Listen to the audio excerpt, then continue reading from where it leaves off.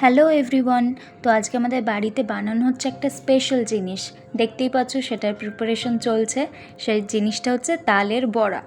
তো এখানে মা প্রিপারেশন চালাচ্ছে। তো প্রিপারেশন চলতে চলতে ততক্ষণে আমি খেয়ে নিলাম একটু চায় সায়। মানে সন্ধ্যাবেলার তো বাঙালিদের চা ছাড়া চলেই না বলতে গেলে। এটা হচ্ছে প্রত্যেকটা বাঙালি বাড়ির নেশা, চা খাওয়া।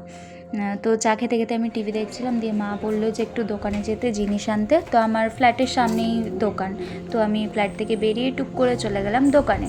দিয়ে আমি দোকানে গিয়ে জিনিসপত্র কিনে আবার চলে গেলাম ঘরে। দিয়ে ঘরে যাওয়ার পর অ্যাজ ইউজুয়াল আজ যেহেতু রবিবার, তো সেই কারণে আমি সন্ধ্যাবেলাতে গান প্র্যাকটিস করতে বসে গেছিলাম। আজকে আমার গানের টিচার আসেনি, তার জন্য আমি একাই প্র্যাকটিস করছিলাম। আর অন্য দিন না গানে বসার হয় না, কলেজ থাকে তো সেই কারণে। তারপর গান শেষের পরে আমি আবার দেখতে চলে গেছিলাম যে কতদূর চলছে তালের ফুলুরি বানানো। তো এখানে মার ভাজাভুজি হয়ে গেছে, দিয়ে মা এই যে এখানে ঢালছে। তো কাদের কাদের বাড়িতে এবছর তালের বড়া বানানো হয়েছে, কে কতবার খেয়েছে অবশ্যই কমেন্ট করে কিন্তু জানিও।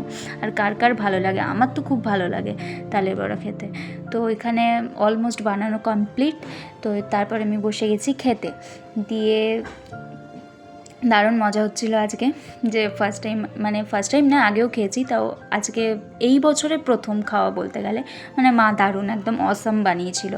তারপরে খেতে খেতে আমি মায়ের সাথে কথা বলছিলাম, বক বক করেই যাচ্ছিলাম। যেটা আমার কাজ, সারাক্ষণ বক বক করা বাড়িতে থাকলে মায়ের সাথে, যেহেতু আর কেউ নেই আমার বাড়িতে, তো সেখানে মায়ের সাথেই সারাক্ষণ বক বক করতে থাকি। কি হ্যাঁ না কী সব বলে যাচ্ছিলাম মাথা নেড়ে। তো যাই হোক, তারপর হাসছিলাম কেন আমি নিজেই জানি না, এখন ভুলে গেছি।